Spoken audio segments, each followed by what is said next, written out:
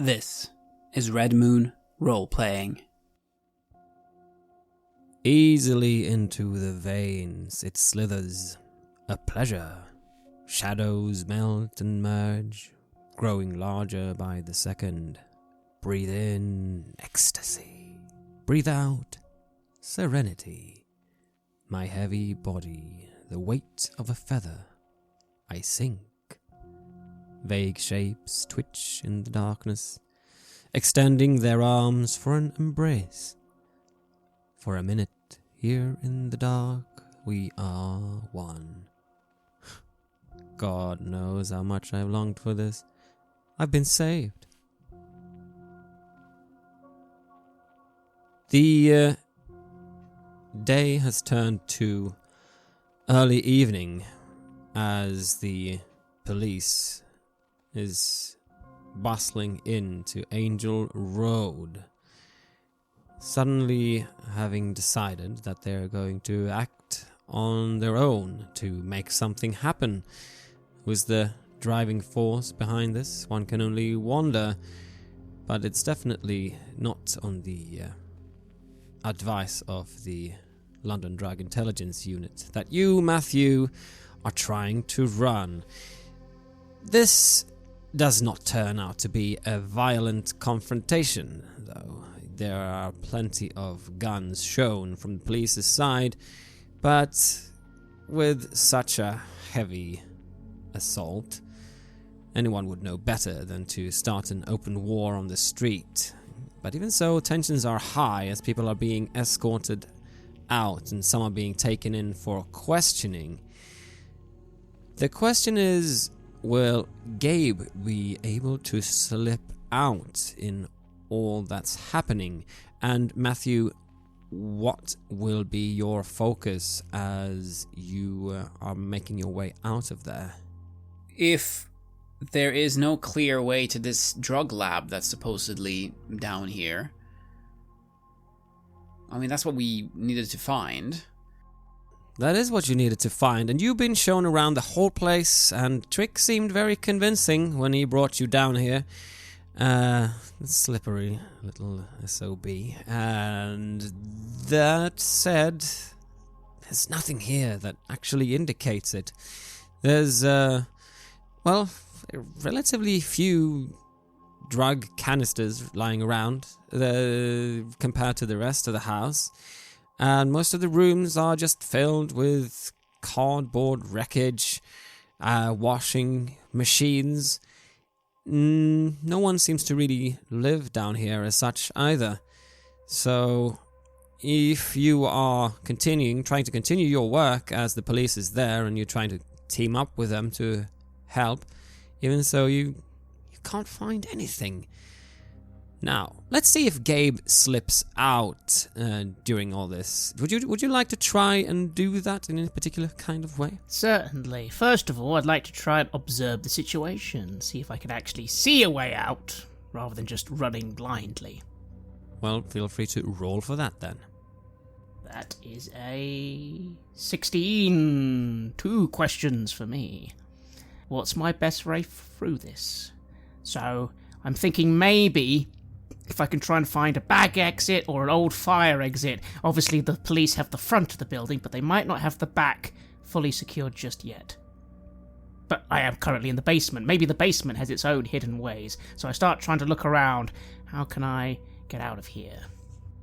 Let's say that you're pretty sure that in one of the rooms down here, there were windows along the side. Have to try and pry them open and crawl out. They were just at the top of these sort of basement windows where it's just a window at the almost by the roof as it meets the wall. Right. I suppose then my second question would be, what can I use to my advantage? Obviously I know where to go, but what can I use to maybe just make sure I don't get immediately seen or immediately caught? I imagine now there's a lot of police here.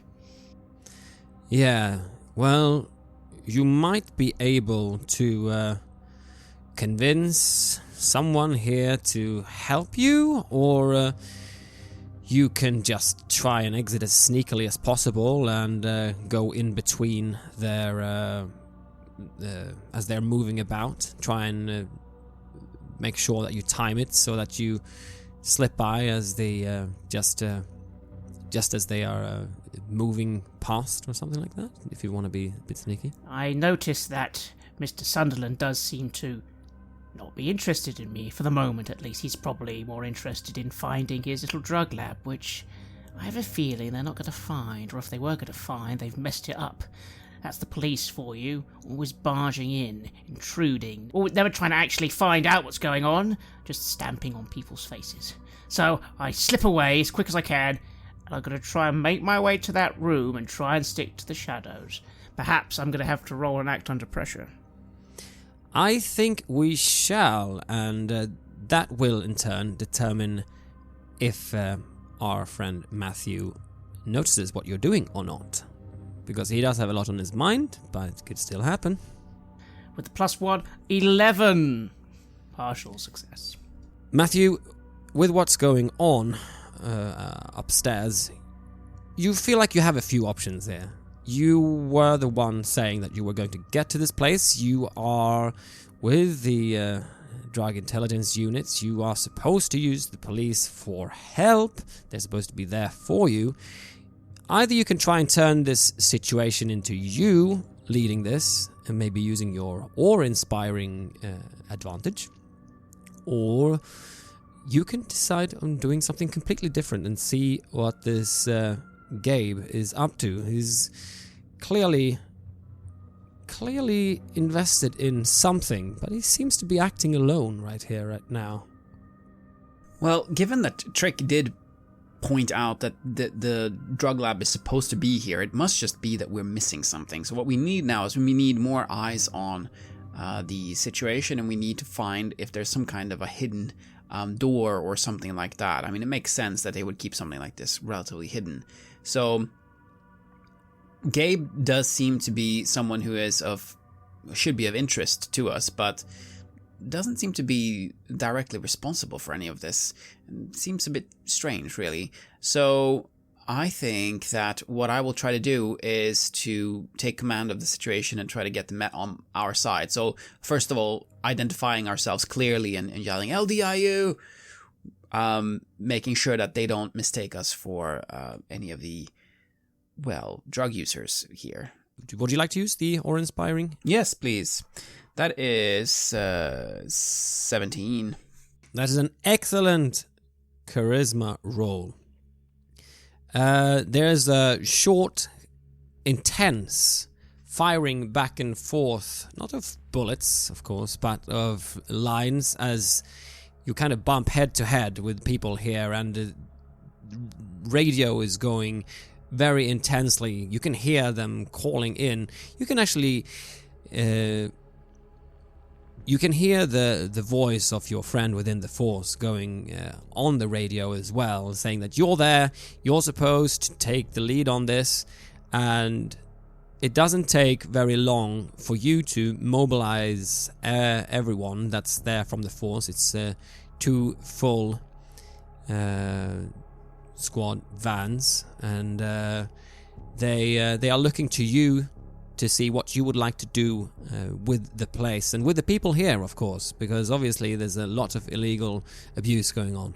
Well, if we have the resources, we'll bring all of them in and process everybody. I mean, anyone who has who's got more drugs on them that is legally allowed, which I guess is basically 0, we can put behind bars. It's not something that's necessarily going to help them or help society, but it will at least keep the streets a little bit cleaner, which is something that might make our jobs a little bit easier.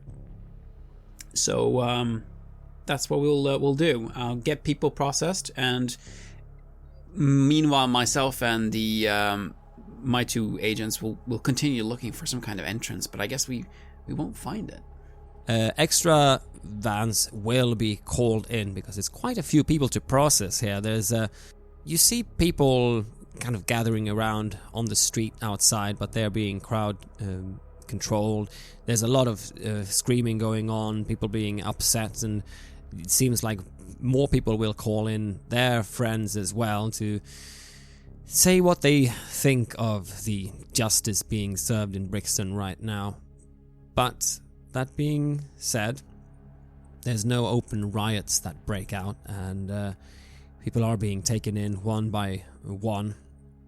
And you, in the meantime, are looking down here in the basement, and it does prove to be fruitless. You have a strange feeling about it. Something is not right. If it's the gut feeling of the police that they're famous for having, I don't know, but yes, something doesn't make sense. Why is there so much black skies here but no clear place of manufacturing? Where does this trail, is it supposed to lead somewhere else?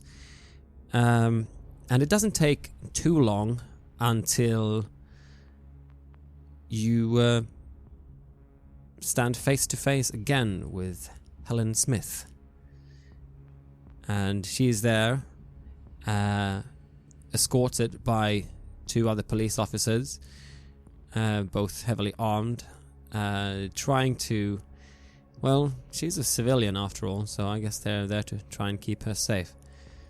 She says, "Well, seems like quite the progress. You've found the origin, the source of the place, then?" Well, we traced it to this building, but for whatever reason, can't locate any kind of manufacturing materials. We had witnesses pointing to this place. All we've found is a bunch of junkies and gangbangers. Now, we've taken care of them, which is, I suppose, a good thing, but we are not necessarily any closer to actually locating the source of the drug. And I understand there's been another murder. Her eyes narrow at you. Yes, that's possible. It's not in my immediate department. I don't think those murders seem to be gang related, which is my expertise. But you, on the other hand, you say you found all this, but not the place. I find that hard to believe. There's a lot of talk among the police officers now, saying that there's some sort of new gang called the New Path, and this is what you found out as well? Yes, I've heard of them. The witness was mentioning that the New Path was what everyone wanted to be a part of. So some kind of new gang, it seems. Perhaps they are the ones who are responsible for bringing black skies into the market. She is looking at you, icily cold.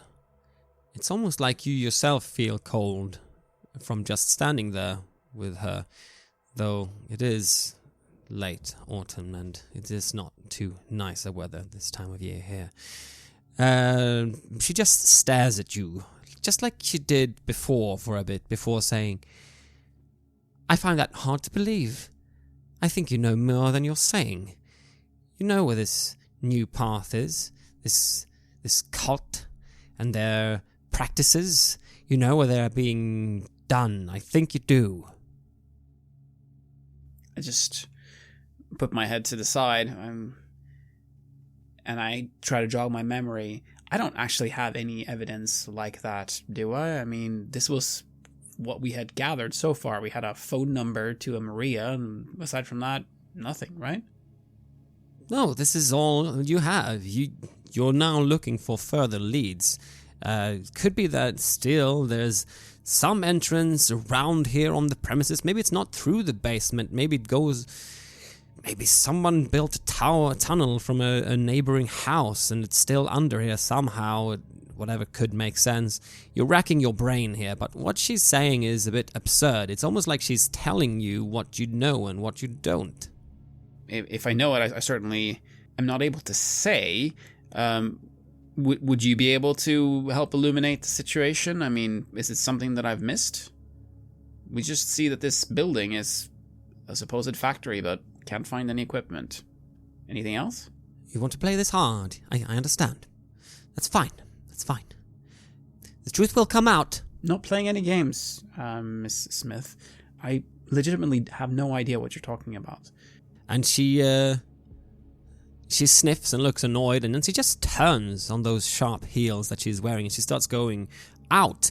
And the police officers that are there escorting her look a bit confused between her and you, because of, well, you've taken command of the situation here now, and people are being moved about. There's a lot going on. They pause for a second, allowing you to say anything that you would want to. Make sure that Miss Smith stays safe. She seems to be on a bit of a mission. And they nod and seem almost relieved that someone has told them what to do. And so this is what happens now. And for a few hours, this place is being, well, dealt with. Let's see. Gabe, you are able to go through with your plan. You have to move a big washing machine, and it takes a little while. Some police officers are working hard with some of the people that are resisting arrest, but just as you hear footsteps down there in the basement of someone else coming, they turn away, and you are able to slip out that window, and you end up on the backside of the place. You can see a few of the houseless that haven't been taken or processed yet. They are looking at you, but no one else seems to see you. Well, do I see a route back to my van? Again, I haven't given a signal, so my friends should have just stayed in their van, and again, we weren't parked right outside the building. We were parked a few houses down. So they shouldn't have been arrested by the police. Sure. Now, you were able to make your way around here as you are. It takes a little bit of extra time, and maybe a good 20 minutes, half hour to just make your way around and dodge through a garden and, before you can get back. Well, I get back to the van, I get in, I tell them to drive slowly. Don't want to cause any trouble. And I start thinking, bloody police, they've gone in and they've ruined everything. I was very close to finding what I needed, but, well, I wasn't able to get through, was I? And now they're swarming all over the place. But I suppose the problem was that even though I found the door, I couldn't get it open. No, that was something Marvin might have the answer to, although that makes me very worried. Why would Marvin be involved in this? I also don't know where to find Marvin. But I suppose there was another name that came up, wasn't there? A Mr. Yaziel. I will ask my dear family, ask around. Does anyone know of a Yaziel with a big, fancy car? You get the impression that a few people know of him. He's almost touring around Brixton the way he does. From what you hear, it takes a few calls around for someone who knows more or someone who knows less, and the name The New Path comes up a few times as you ask people about this. And apparently he goes around among the young. He's flaunting his fancy watch and his nice white suit and wads of cash, essentially, trying to show the benefits of joining the New Path and the venture that they are on with the help of Black Skies. Makes no subtleties at all about it. That's apparently Yaziel Marsh for you. I shake my head. A typical false prophet, showering people not with kindness, not with love, not with bonds, but with capitalist bullshit. You don't need money in this world. Yes, it's all right to have a bit to buy a dinner and have a roof over your head, but that's all you need. You only need the community, and the community need that money for actual stuff, not cars and fancy jackets. I know the type. We need to have a word. I would ask my friends, how does one meet with Yaziel? They say he tours around. Well, where is he touring today? Where's he going? He has to stop at some point. I want to go and meet him and try and catch him before the police do? Because it occurs to me that if he's involved in all this, the police will be on his track soon enough, and I need to get there first this time. I can't have this Sunderland getting in my way again. As you have some of your friends or family, as you like to call them, look around a bit and ask around, you are able to find out where he has been seen throughout the day, and he seems to have finished his tours, and some people talk about a fancier house, kind of with a nice gate and everything. It's not huge, but they've seen his car go up to that place, and it's closer to West Norwood, apparently standing out quite a bit from the rest. Well, then I'll get my people ready, and we'll drive there as fast as possible. My hope is that if I can talk to Yaziel and get him to see my point of view, maybe he knows where Marvin is, because Marvin's the one I think I need, isn't he? And I need to find him, and maybe Yaziel knows where he is. You are able to find the place. It does look very fancy. There's a nice BMW standing up on the drive. It's almost like an imitation of a mansion with black wooden bars and white, nice walls of stone.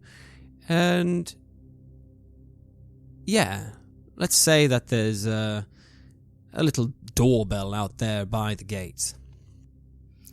I won't wear my coat this time. I want people to see me here. That's fine. I do have a reputation after all.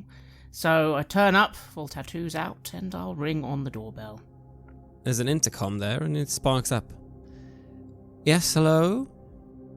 Hello, I'm here for an appointment with Yaziel. Yaziel.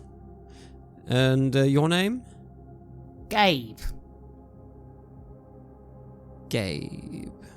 Yeah, he'll know who I am.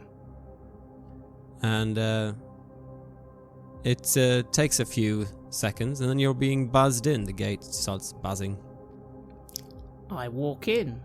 Again, I have my little switch knife on me, but that's about it. And a phone, just in case. And you are welcomed in by someone who seems to be almost like a butler of sort, but he looks more like a gang member, someone taken off the street, if you ever saw one, but tries to be a little bit polished in his ways. And you hear laughter. There's quite a few people lounging about in different places of the house, some wearing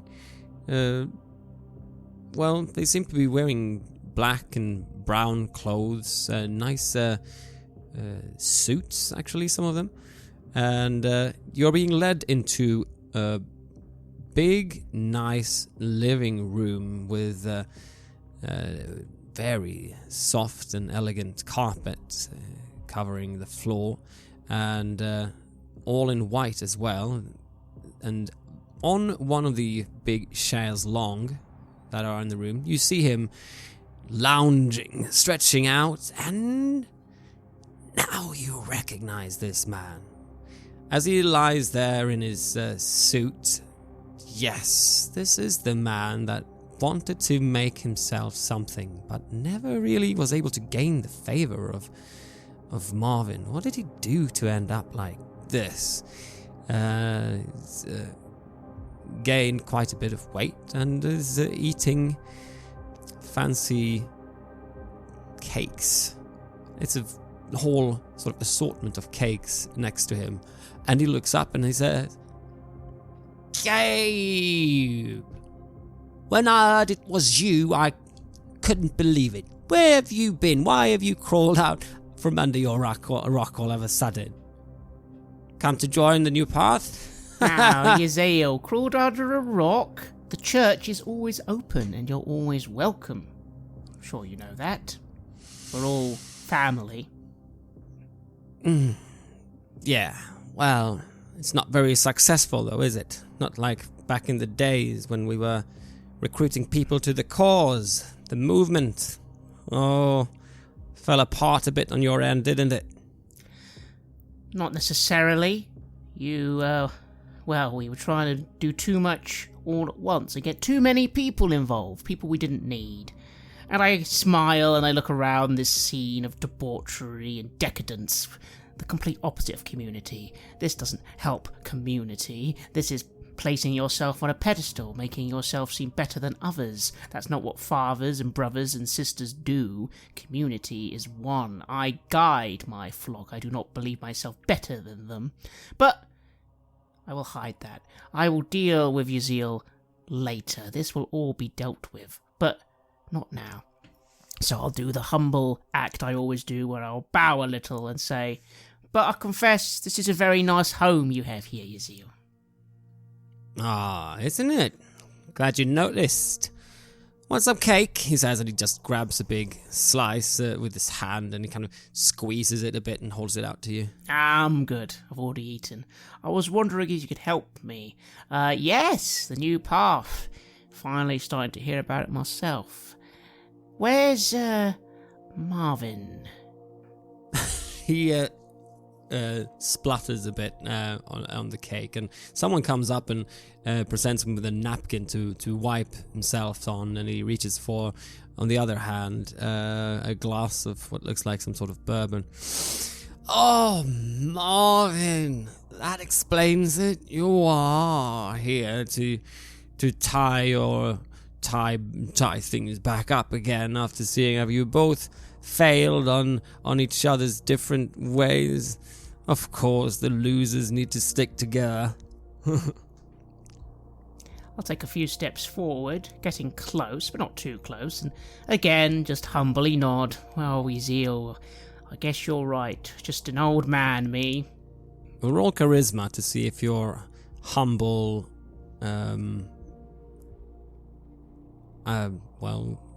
charade works. 11, so it works a little bit, but not fully. He smiles. Yeah, well, it feels a shame in a way. You were quite good at what you were doing back then. We could use one of you in the fold, one like you. Not him though, of course. Marvin can't come back after what he decided to do. He went against us all, and the bigger picture of things just couldn't see it. I frown a little as I say, "What do you mean? I guess I was wrong again. Thought he was involved." Oh, he was. But he missed the big party. Missed the big bus. The big bandwagon that we all leapt onto when we saw opportunity. He decided to keep things, and he starts laughing clean, and someone overhears him and they start laughing as well. You can find him in his dirty little shack. I'm sure he's there still, not bothering many people these days, except his own mirror image. Oh. Well, I guess I wouldn't mind knowing where that shack is, but maybe that's pointless. Are you saying... Oh, goodness me, are you the one responsible for all this? Are you Dark Sky, in a manner of speaking? It's Black Skies, but no. Black Skies is a means to an end. Means to an end. Something you wouldn't understand. Not in what you're doing. One day, well, I think you're past it. If you would join the new path, maybe there's a slow, long way of getting you back again. I'm just not completely convinced of this. Whatever you're running, it's, you've been going a bit too long with it. He says and fingers the glass. For a moment, my hand goes to my pocket with the blade. I think of bringing him before my children, of making him see, because he will need to see, the insult to Mother. This whole place is the insult to Mother. This man is incredible. It is hard to resist, but no. I'll have to wait. For now, I will simply say, you're right, I do have a lot to learn, but maybe Marvin can help, I suppose. So where is that old shack he hides these days? As you are fingering your switchblade in your pocket, you do see notice some people standing in the corner, looking a bit like security. They're looking at you. They're fingering their pockets too. And, Yazil just looks bored. He says, "Yeah, you go seek him out. This little rat place is on Patience Street, right in the middle of it. Little place, little street that we aren't completely convinced will bring anything to us. Just small-time drug dealers disputing over territory. You come back here when you decide that he's lost and you want to make something better happen with yourself. Again, it's a waste if you didn't." That it would be a waste. Well, thank you, Azim. I'll leave you to your party. Enjoy it. I always feel one should enjoy these things when they can. You never know when they could no longer be around. That's the problem with things. But, you're still a young man. You've got plenty of time. And you are able to leave this place and move on and try and find him on Patience Street. In the meantime, Matthew, did you decide to go to this other scene? Given that we exhausted all the possible leads at the factory or crack den, we do still need to check out this murder site. So that would be the next place to go, given that that's what we have right now. Yes, and what you find this time is, unfortunately, a similarly grisly situation. This time in an adjoined apartment to what's called the Vibe, which is the Joy Boys hangout. It seems like this time, though, the casualties aren't Joy Boys, but what appears to be a normal family. But as you find the remains of the man in the family, you do realize that from this battered head, this is an informant. It's one of those that you worked with on the inside, trying to find out more about the drug itself. Again, this place is covered with the scrawlings and scribblings, and you find more of these old photographs taken of people just a few years ago, some of them with their face scratched out. But there's one of them which is a big group photo, and on that you do recognize a few faces, among them being Gabe's face. You think that what do you think, making this out? Well, he's clearly connected with all of this. I just can't seem to figure out what exactly his role is.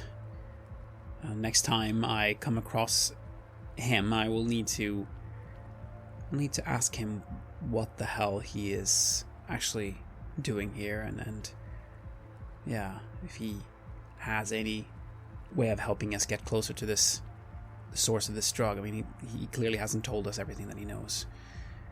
So, if there's no further clues at this location that might help point us to where the drug is coming from, then I guess we'll get back out on the streets and this time see if we can find Gabe, because clearly he knows more than he has let on. Do you have a way of contacting him at this point? I mean, as part of keeping track of witnesses and so forth, we would have taken name and contact information. Whether or not that's accurate or not, however, is a different thing. Of course. And you have people and eyes out on the streets. It's not impossible that someone would be able to spot him, especially considering that he didn't do a complete success on sneaking away this time either. If you would like to track him down, maybe you could use your network of contacts. That is 8. You have one question then from a list. Where can I find them?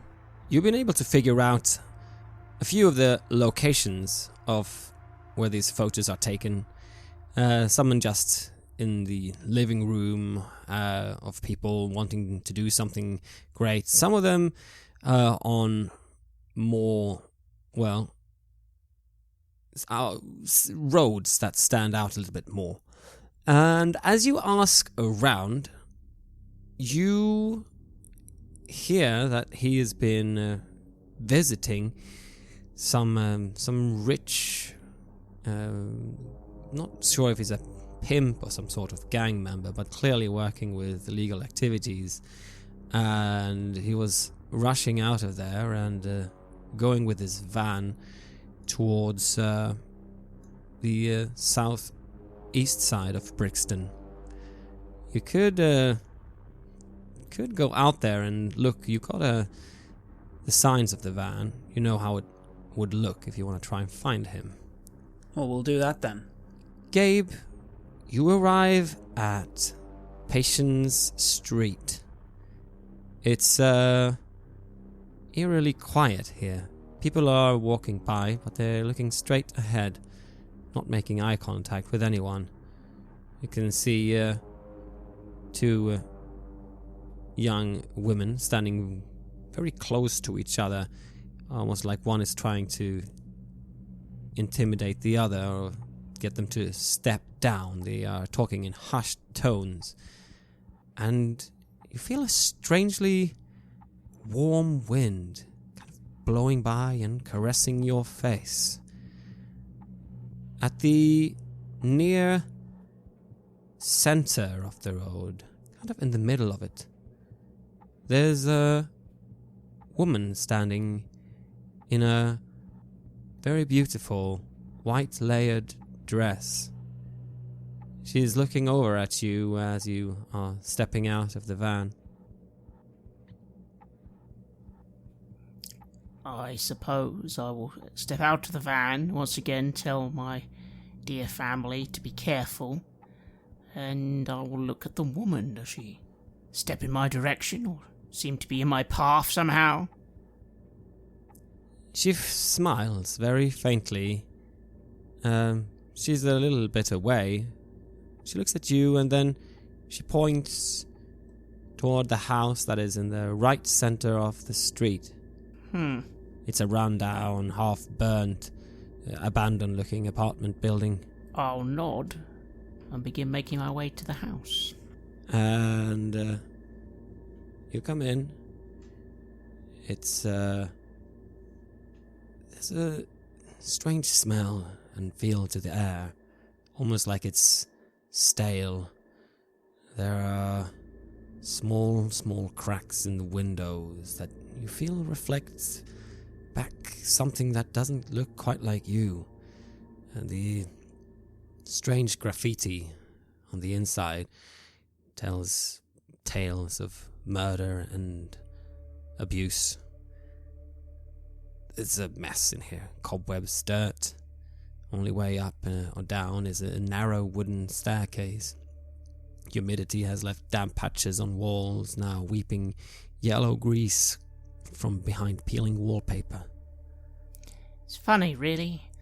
I've just stepped from a palace of decadence and a place completely lacking in community, and now I've come to almost the complete opposite. Here, this is solitary. This is isolation. This is loneliness. This is nothing here. Marvin, why have you come here? I feel sad. I'm going to step upstairs and start calling out, Marvin! Marvin! Please, we need to speak. You hear a scream, a hoarse voice screaming. You stay away! You don't fucking look at me! You don't exist! You're not welcome here! You stay away! Marvin? Marvin, is that you? It's me, it's Gabe! It's Gabriel! I am here! As you walk up the landing, a haggard-looking man with long beard and messy dreadlocks comes out. No, you. Yes, it's him. It's the smell coming from the apartment that he is standing in front of. Mildew, stale food. Gabe. Oh, Gabe. He runs towards you to hold your shoulders, and then he starts looking at your clothes. He starts inspecting your hair. What are you wearing currently? I'm wearing my shirt and a pair of jeans. That's about it. He starts fiddling with the buttons on your shirt. Oh, I can see how you've come here through this. You've come here through a strange way. Yes, I understand. Come on. He gestures you to come into the apartment. I follow, and I try and appease him and smile, saying, yes, it's me. I feel pity, knowing that my form, well, is blessed, and his form has become so decrepit, so unhealthy looking. As you go in, you see that the walls are stained with dark liquids and chalk, oils, maybe blood, other materials you might use yourself to create certain, rituals. There are photos with scraped off faces, news clippings, strange knickknacks, and rolling up outside is Matthew. And as you step out your car, you hear this intense screaming as well before it dies down there in the middle of the road. Well, if we hear screaming, then I will suspect that we might be going into a potentially dangerous situation. So I'll make sure that we are all armed and begin approaching this location quietly and with the intention of arresting Gabe as soon as we see him. Marvin motions you to sit down, Gabe, in a dirty, stained armchair, and he himself sits on the floor and then gets up and then goes over to you again, and he starts looking through your hair. The way they move, that they've been bristled. I understand. You are walking a very dangerous path now. Marvin, I need you to focus. Marvin, please, I need you to... What did you do at Angel Street? What did you hide? I need you to tell me how to unlock that door so I can find the black sky, the dark sky, whatever it's fucking called. Black sky, dark sky, whatever Yaziel's peddling. Yaziel. Oh, his poor boy. Why did I do as I decided to do if it hadn't been for the rain and the intricate patterns that I made? I tried, but the dragon and the wolves, they rained down. You understand? And then, when he first decided and said that his son would be the vessel, did you didn't hear that because you were not there. You'd left far too early, Gabe. You left too early. I left just in time, Marvin. Look at you. You've fallen from new path. You should have stuck to the old path. I still do. I can help you, but you need to help me. We need to... The new path was a mistake. the way it came about. The ritual. Oh, poor little Yaziel, his child. I said, no, he was saying himself. He was said that he made a willing sacrifice. I did not mean it to be a sacrifice. It was merely supposed to be the vessel of the strongest leader you can imagine, and he was beautiful. Wait. You're telling me Yaziel, he made a sacrifice. That's how he gained what he has now, yes? His own son? He thinks the demon is his son. Because of how he exited through his son, his hands, they came out of his chest, breaking the poor boy in two. And he fell apart, and there stood the mightiest man you could have thought. My perfect champion, the one who would lead the movement, the new voice of us. He came out of the poor boy, and now Yaziel thinks it's his son still. All right, I understand, Marvin, but who is this champion, and what form does he take to the world, to the illusion? What is his name? His name is Tutanot. Tutanot came out of the small boy. Now he thinks Tutanot is the son, and he can maybe be destroyed, but we saved him too, and now he doesn't think he is safe. Yes. I see. Tutanot, I understand, Marvin. Marvin, is he the one who makes the black sky? Is he its source? Oh, no. The black skies. I have not seen the black sky. I do not have the black sky. But you did the ritual at Angel Street. It has your signature. The door. Tutanot's idea of making the black sky, tearing us apart, the money, the violence. I did not want to be part of the violence, but yes, the door that was always the blue door that led into the temple. He starts ruffling through his shirt, and then, no, where is it? And he starts going through his things, talking to himself as he does. But you cannot get in without... Matthew, what are you doing? You've been making your way through this decrepit... Well, there's only one stair up, really, leading up to a room where you hear Gabe's voice and also someone else's forming absolutely maniacal sentences. Well, we have to identify ourselves. So, together with the two other officers I have with me, then I'll yell out, "Police!" And we'll move in to try to secure the room, and Gabe in particular. He keeps talking to himself. He doesn't seem to hear the approach of Matthew and his colleagues, because he is very keen on finding something that he's looking for currently. The blue door. Key is here. I quickly, myself, start looking around the room for something that could be this blue key. Damn it, this is bad. The police is going to ruin everything. Well, I suppose this is what you come into then. Two people looking for something. And I'll nod to my agents to take care of the other one as I move to put handcuffs on Gabe and to bring him in.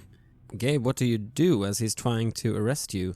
And as your colleague is moving over, he holds it up. Here it is. It is the stone, the round stone. But you will need an army to get in. And then he sees the police, and he holds the stone in his hand. You have an army. You have an army with you.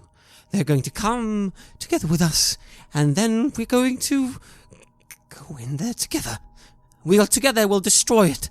I'll take a single step back as you come and try to handcuff me and say, "I know you do, Detective Sunderland, but unfortunately you're going to get no answers here, only at Angel Road, and you won't get them if you arrest me now." We can take a detour past Angel Road. Come here and follow me, and we'll get into our vehicles and head over there before we move to the station. I did think that there was something else at that location after all. Should we bring your friend here as well?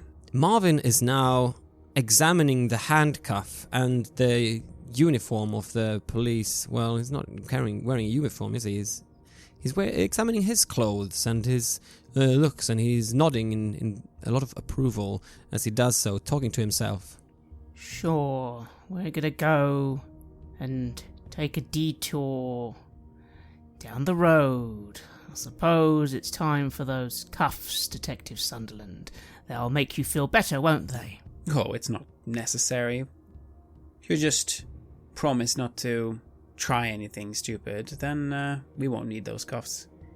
I think we'll be able to handle the two of you just fine without them. I consider him and his 2 men. I could certainly break one of their necks. Maybe even 2, but maybe not all 3 of them. This Sunderland, he is an enemy and will have to be dealt with. He has proven that several times now, but not yet, no. Well, Mr. Sunderland, yes, I guess we'll be taking a detour then. Come on, Marvin. We're going to go and show them everything. The good little police officers here are going to do their jobs, aren't they? And I'll lead them outside the building then and put them in the cars, and we'll start heading towards Angel Road again. As I'm escorted out, I let out just a little hum song, which is, of course, the code to my dear family to trail, but do not interfere. Don't help me, not yet. As you are doing that, and as you're about to be put into the car, another car pulls up next to you. It's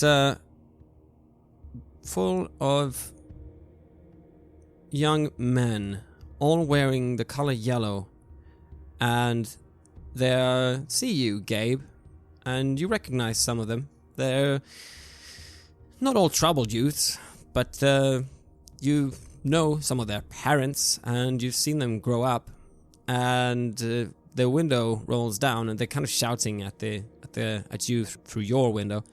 Hey, Gabe! Hey, Gabe!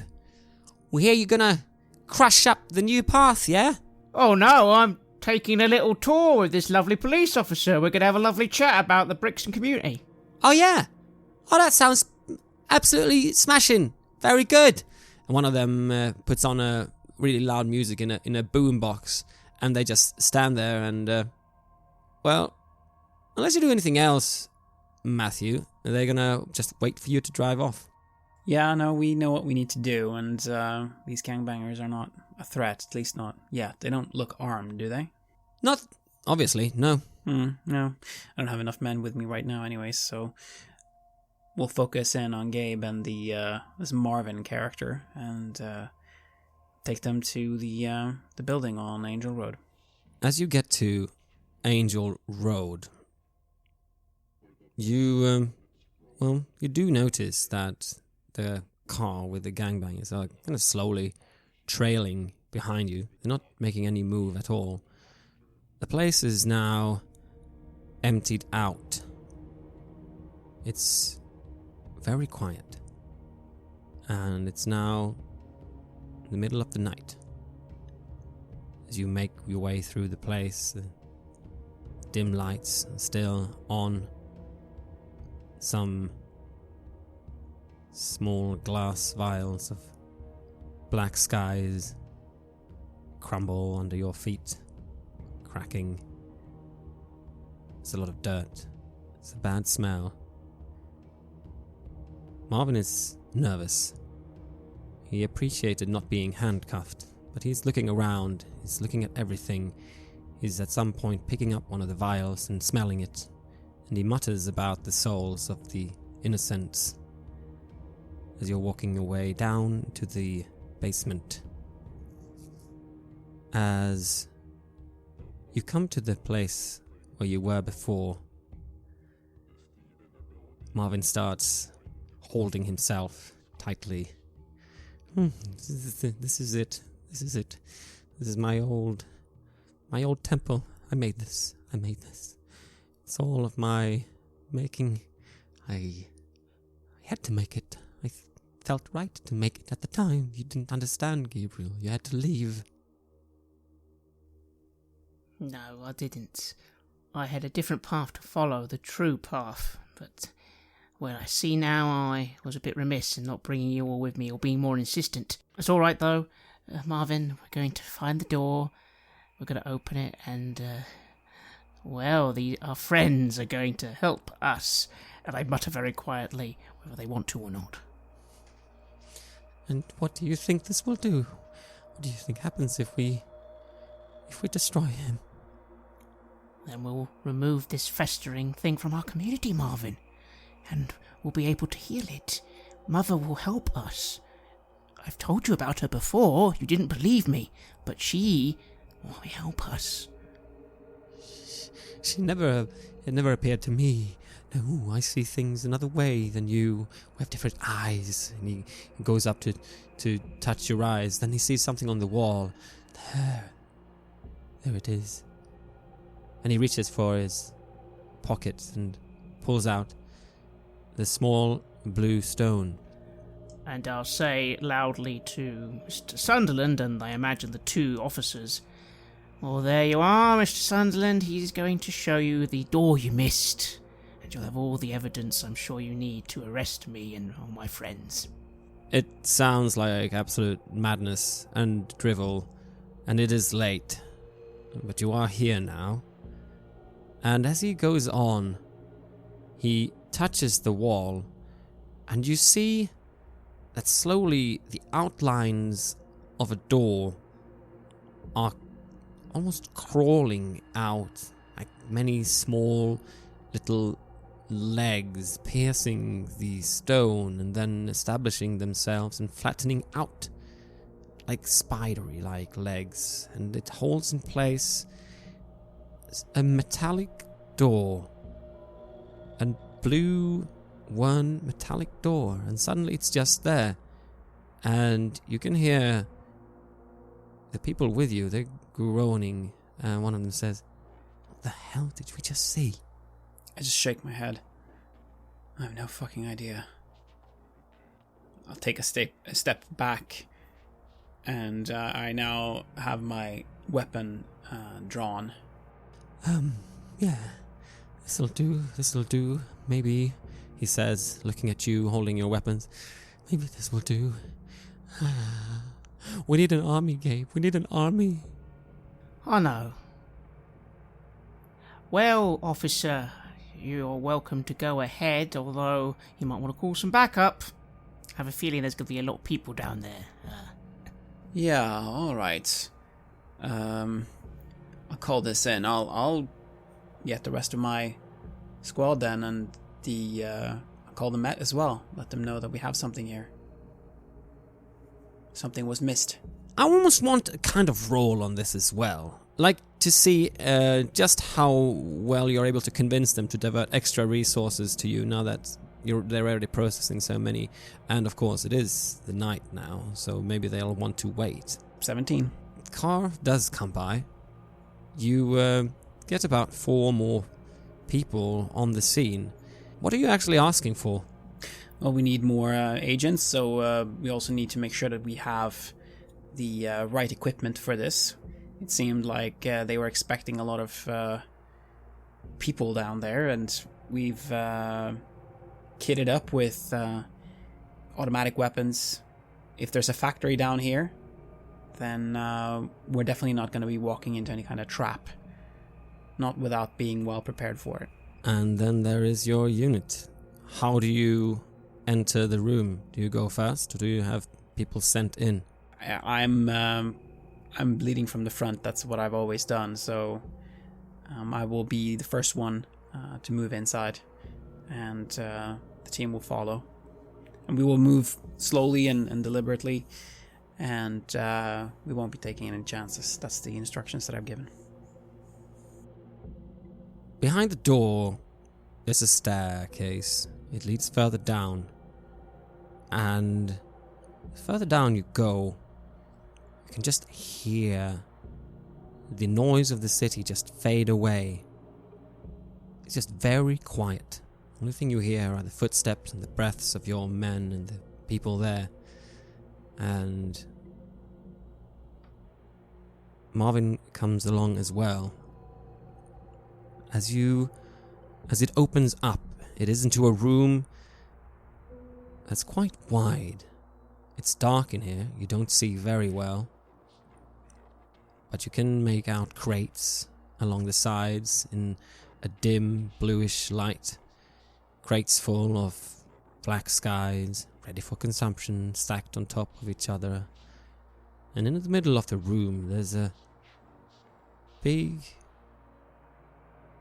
man with long, thick dreadlocks lounging on a haphazard throne consisting of stacked car tires and a legless red velvet sofa.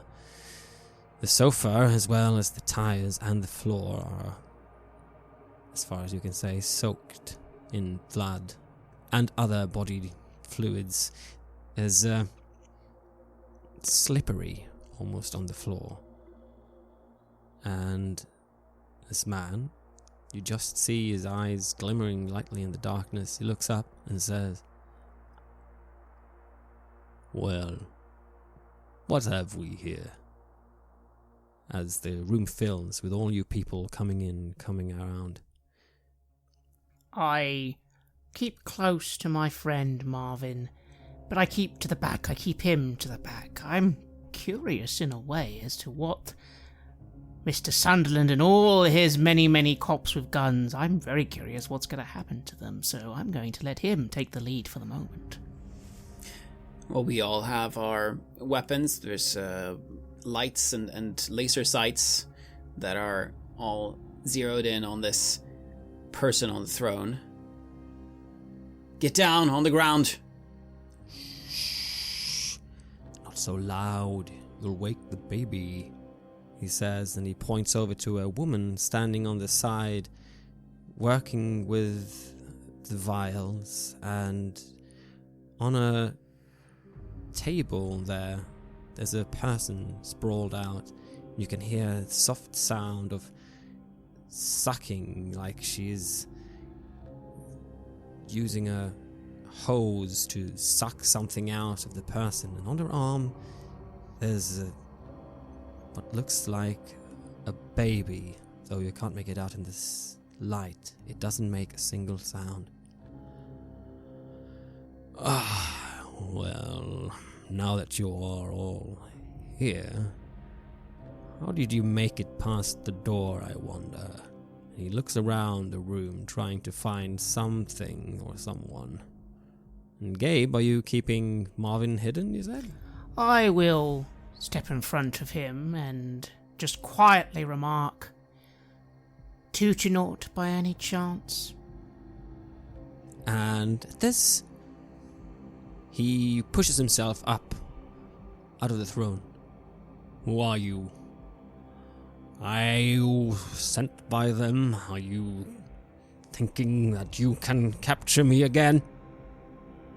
I think you are something that needs to be stopped for the sake of Mother, but, well, I'm just Gabe.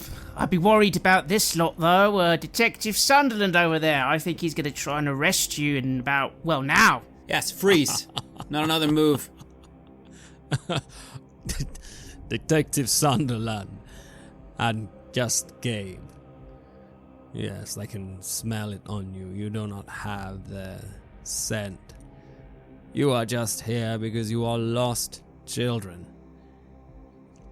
Listen, if you know what's best for you, you will call this a day. You will go home to your happy, cozy places, and then let me get on with mine. I'll be out of your hair in due time. And I'd like you both to roll to keep it together as these somehow strangely convincing words kind of pierce through you. 11. 8. Gabe, you're right. He's right, actually. What he says makes sense. He's clearly draining a lot of power somehow from people. He's doing something for a cause. It's probably better to leave well alone, and he'll go, and then he'll leave your community alone as well. But you can feel at the same time Marvin clinging on to you. Matthew, however, you are not fully convinced. It's somehow he is messing with you, and you can see the officers around you starting to lower their weapons. Like, yeah, we should go home. We got everyone that were involved before, didn't we? I didn't know how we ended here. I'm tired. And you can see also that Gabe is hesitating, though the person behind him is clinging on. Let's say that you lose 1 stability, whereas Gabe loses 2 stability. You can see, unlike Gabe, that something's clearly going on. He's trying to manipulate you in some kind of way, and it seems to succeed with most of the people in the room. You are resisting it, and that's why you still lose a little bit of stability. This couldn't stand, really. You can see that this is it. This is the place where it's being made, and there's someone doing something with a dead person over there. It's very wrong. It is. And he is resisting arrest. I told you to get down. I'll count to 3, and then we'll take you down. 1. He takes a step toward you. He's moving. I don't care. I'll take him down. I open fire. How would you like to roll for this? Well, I am armed with a assault rifle at this point, given that that's how we kitted up. You have an advantage as well. I do have field agent. So I'm entering combat. So I'll roll for that first. That is 15 plus... This is going to be three edges. You have them for the scene then? Yes. So I just start out by mowing down, going for a 4 damage attack. 14 plus 2, 16. The assault rifle almost clicks into place at your shoulder, and you see for a second maybe a little bit of hesitance, or maybe it's just a flare of violence in his eyes before you pull that trigger and the rounds fly. The silence is broken, and the small enclosed room has the echoing of gunfire all around you, kind of pulling everyone out of their trance and what they're doing as they fly into this being. And at first, what you see almost looks like the bullets are going straight through. You see this, Gabe. You see small traces of smoke and puffs where some of the bullets should have entered. But even so, some of them make their way into the flesh of this massive person, and a steaming black sludge kind of falls out as he stumbles for a second, and he twists his head to the side as if, that did hurt. And he looks up at you. It's not killed him. And then at that point, the rest of your squad, as they see this happening, as they see him not go down and instead moving again a little bit closer, some of them start opening fire wildly, whereas others start screaming and calling on the radio, acting erratically, and more bullets fly as he moves up to 2 of them, and he just lifts them up, and he pounds them together until their heads are just mush. He lets go of them by the neck, and he turns around and he looks, and he sees Marvin, and he sees you, Gabe, and he rushes toward you. I'd like you to try and avoid harm. That's a 7. I do not. He crushes you up against the wall, and he tries to take Marvin with him. Let's have you roll for endure injury. Well, as he crushes me against the wall and tries to harm me, I will call upon the power of Mother. I am furious at having allowed myself to just fall to such a simple spell, although maybe it wasn't a simple spell. Maybe this truly is a powerful demon. And so, as I roll to endure injury, my eyes begin to change colour to dark black, as my divine strength will give me a +2 to this roll. 15. With this crushing attack, it's going to be a storm attack, which is 2 minus. In that case, it's a 13. Yes, alright. So, you meet him almost head on. He is about to crush into you, but your hands somehow lock both of you, and he grabs hold of you and just hurls you across the room, looking on with a strange bit of fascination at you having resisted his charge. So let's say that you are thrown off balance for now. Yes, I'm thrown to the ground. I roll about a bit. Most people would probably be very badly hurt right now, but I'm not. But his strength is incredible, so I am struggling to stand. Yes. And that first he is among these other people, but now he has thrown Gabe out of the way. That leaves you another opening. Matthew. Then I will fire again.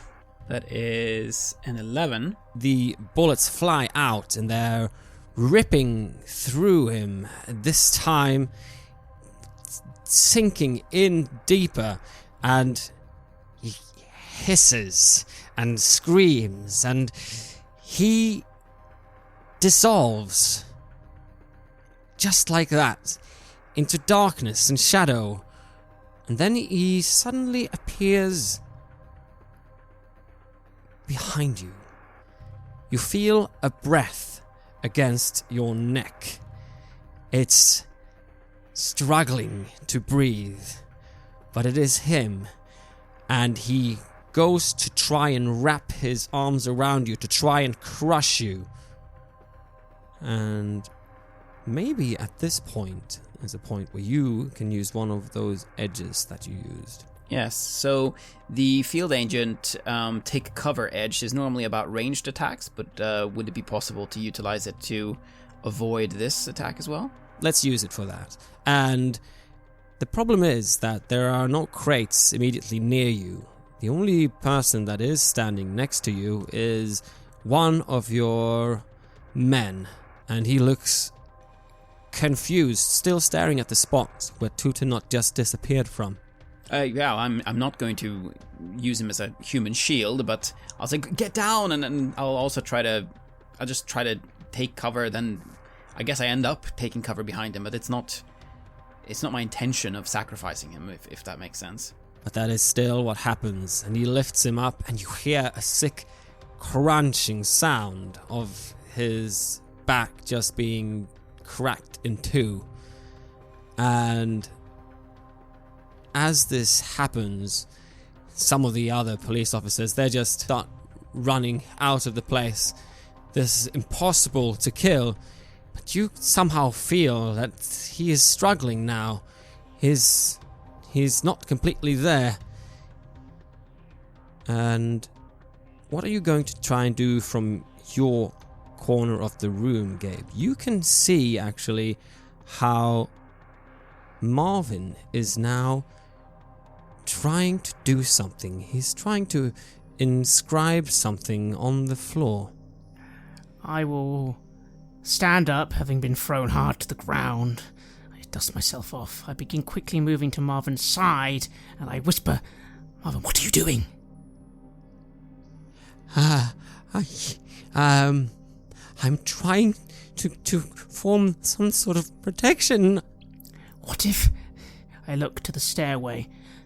What if we go back upstairs and we close the door? What if you help me close the door? I reckon I can close the door permanently, maybe. Maybe that will trap this thing, at least for a time. No? Maybe the door is not, it doesn't work that way. It doesn't work that way. I can make it work that way, Marvin.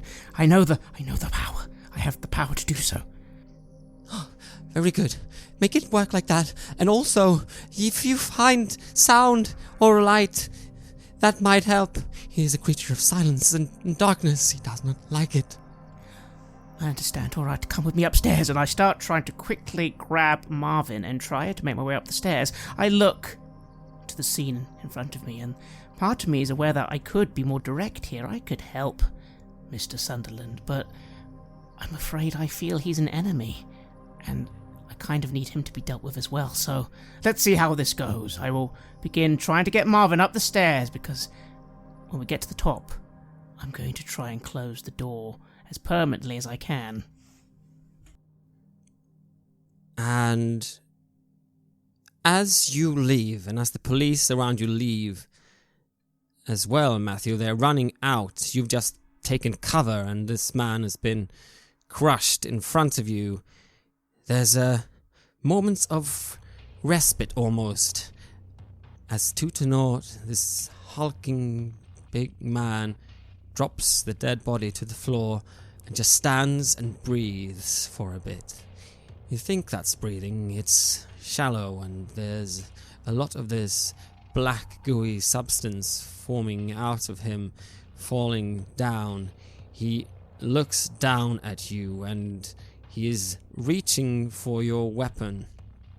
I have fired all my bullets, and given that everyone else is running away from here, I don't see a way that I can handle this thing by myself.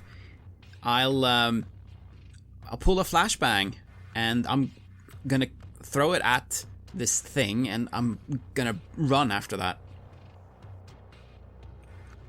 There. Alright. Let's have a roll for that as well then. See if you're able to maybe act under pressure at this point. 15. You feel your hands are shaking, but you're able to calm them and methodically go to your belt. You're not sure how it happens as the sprint is pulled out. You see it fly through the air. You see him catch it. And for a second, everything is very, very quiet.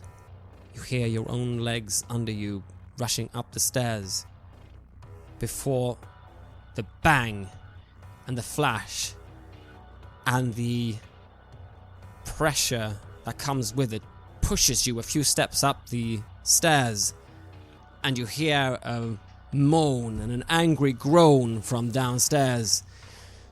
He is badly, badly hurt, and clearly this had an impact on him. You can hear a sand-like sound, like something is falling apart. And you're running up, and up there is Gabe and Marvin. And what are you doing? As soon as I get out the door, I turn and channel all my power to close the door behind me by manipulating the illusion. And would you like to roll for that then, please? 14. What exactly are you doing with this door? You can hear slow groans from downstairs, like someone is trying to make their way up. And will there be time for Matthew to get out of that door? Well, how long does this take? I don't think it would take long at all normally. But again, it is a success with a complication. All I want to do is close the door permanently. I wish for the illusion to seal this place away. That won't get rid of it, of course, but the illusion is quite a resilient thing. It's hard to break it, especially if you're hurt and wounded, so maybe this will trap this thing somewhere where it won't bother us here. Well, for now. Matthew is standing there with the door firmly shut in front of you. There's still a sound of trickling sand coming from down the stairs. It doesn't move. It doesn't budge. Gabe, you've managed to do this. But as you did, you felt in your rush to do it that you crashed something, you broke something. It's like the sound of a cabinet full of expensive vases falling down, attracting the attention of anyone who would be listening for exactly that sort of activity. And then a woman is there. You think you've seen her before. She's walking down the hallway with a sharp clicking of heels.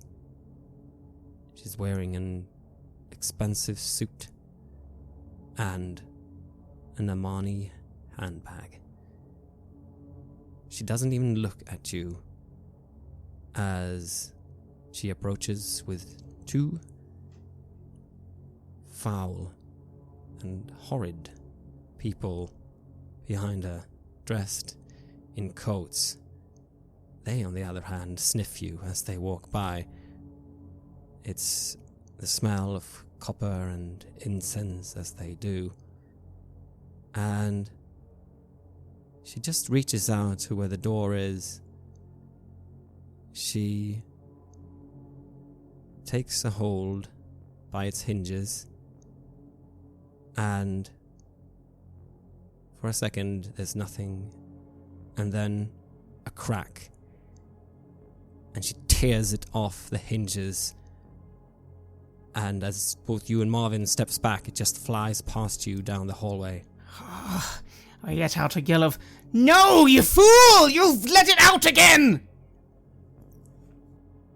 No one reacts. None of the three even listens to you. Marvin is just pressed up against the wall, muttering, whimpering to himself, as she disappears down there. Past you, Matthew. You see her. You smell expensive perfume that is trying to hide the stench of oil and steel. It's Helen Smith and two very shabby-looking types walking behind her. Do you do anything? The door has just been torn off its hinges. Well, if this is my chance to get out of there, then I will do just that. I'm not staying another moment with that monster, so no, I'm getting out while the getting's good. And you're being ignored, Gabe, and three of them disappear down the stairs. Matthew is running past you, for his life, it seems. Do you do anything more after they've ignored your plea? I don't know. I wasn't expecting this new being. They broke through my barrier, and there's too many of them. Even I can't take on this much evil. I suppose if they all really are truly ignoring me, I'll tell Marvin to run, but I'll stop by the doorway just a second, just to see. Is she part of this, or is she against this thing? I'll need to know that at least. This can't all have been completely for nothing. So I'll wait just a few more seconds if I truly am being ignored, although of course if those two beings in their coats come for me, I will run. You're staring into the darkness, and it's so thick now that you can't see anything in front of you. You hear his voice again. No, not you, not you. And there's a short struggle. You hear a metal against metal grinding, and then strange whispers and screams echoing out, twisted and strangely pitched. And then you feel it all the way through you. Something horrible and dark opening down there. Some place that you do not want to go to. But just as you feel this, 4 hands whip out of the darkness. I'd like you to try to avoid harm. 19. Several times the hands come out of the darkness, And you are sliding in between them, like a dance. It's almost hypnotic, it goes so quickly. And then Marvin pulls you back, and they slither back into the void. And then it all falls silent. What do? Do you go in to see what has happened, or do you leave? Perhaps one day I'll try and come back and close this properly, but for now I need to go. I grab Marvin, I lead him to that same entrance I found last time, and I say, my friend, we've done all we can. We need to go. And you and I are going to need to lay low for a time. Come with me now. Come to my temple. We'll be safe. On that, we will have a little epilogue. The addicts of black skies soon find that the drug no longer has an effect. The busts that have been made and all the scientists examining them all testify that the substance has changed somehow. The color of it visibly changed. They no longer have that blackish swirl in them anymore. And the compound itself is somehow inactive. The new path, as it was, slowly dissolves, and other gangs step in to claim the territory. And how the police decide to handle that, and the London Drug Intelligence Unit, that's all history. Matthew, how do you live out the days that you have in the force after all this, after what you've witnessed? I think I transfer out of London. I can't remain here anymore. I will have wanted to get to the countryside, somewhere far away from all this, somewhere where black skies and gangs, where no one cares about stuff like that. So if I still have my sanity in check, I will try to do just that. I'll leave Brixton, I'll leave London behind. And perhaps for the better, to keep quiet of how things went down. The officers, some of them witnessed to the terrifying things that happened. No other bodies were found, except the wrecked ones of the force. It leaves a blank in the records. And Gabe, what about you? You managed at the last second to avoid being pulled into something that possibly hungered for you too. Lucky, perhaps. Very lucky. I suppose it's a bit of a mixture, really. The very first thing I probably would have done was make sure my friend Marvin got to my sanctuary, my temple, and then I would have laid low. I would have been waiting, you see, for the charge led by Matthew Sunderland, expecting him to come for me and mine, all the power that he had behind him, or maybe at the behest of his true master, but, well, then he doesn't, does he? Does anybody come for me, at least immediately? No, there is no case put against you. Helen Smith is not heard of again until much later. A case is begun in Manchester after having discovered hastily dug graves in her backyard where they find her young son and her husband.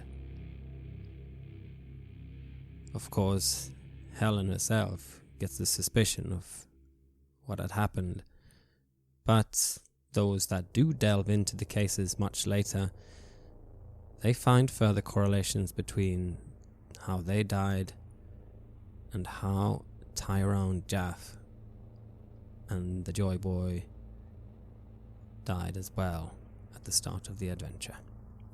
And I suppose, after a few months, it seems as if my job was complete. I suppose we at the community have won.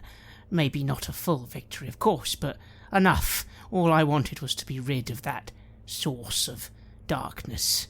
I don't care about anywhere else in the world, after all, only the people of Brixton. But there is one final thing, then. What becomes of Yaziel now that it seems Black Sky is no more? Yaziel tries to lead the gang, and with the drug being ineffective, turns to other ways to try and sell and peddle the ordinary drugs, even trying to fake black skies just by putting the name on potent heroin. He eventually gets what's coming to him, though, as his place is stormed by a rival gang and he is taken down. That's a pity. He dies, then. I very much wanted my people to get him, but I suppose is that out of the question? Many people describe Yaziel as someone who can't be killed. And after going through the bodies at the place, well, there is one that some people claim was him. But you might think otherwise. He might have slipped away somewhere else. And you could make this your mission. To hunt him down, find out what he really is about, and put a stop to it. I shall. Whatever happens in the end, he will be brought before me, and brought before Mother, and sacrificed. A perfect sacrifice, a being of pure indulgence and greed. Sacrifice for the betterment of the community.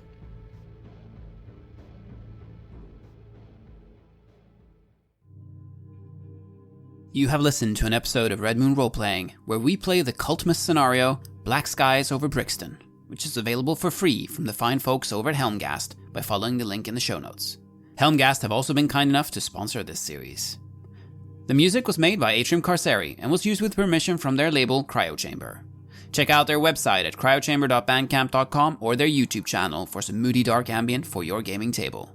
We would like to give massive thanks to our champions of the Red Moon: Martin Heuschober, Simon Cooper, David, Julia, Camilla, Bob Lange, Cameron, Antxon, and Graham Barey for their generous support. We would of course also like to thank all of our other patrons. Without your support, the show would not be possible. If you want to support our work, please check us out on Patreon. You can get access to bonus campaigns for Cult of Divinity Lost, Call of Cthulhu, and Coriolis there, as well as get early and raw access to all of our recordings. You can also hear your name read on the show as a champion of the Red Moon, as well as play Cult with us. Most importantly, that support is what keeps the show going, so do check us out there.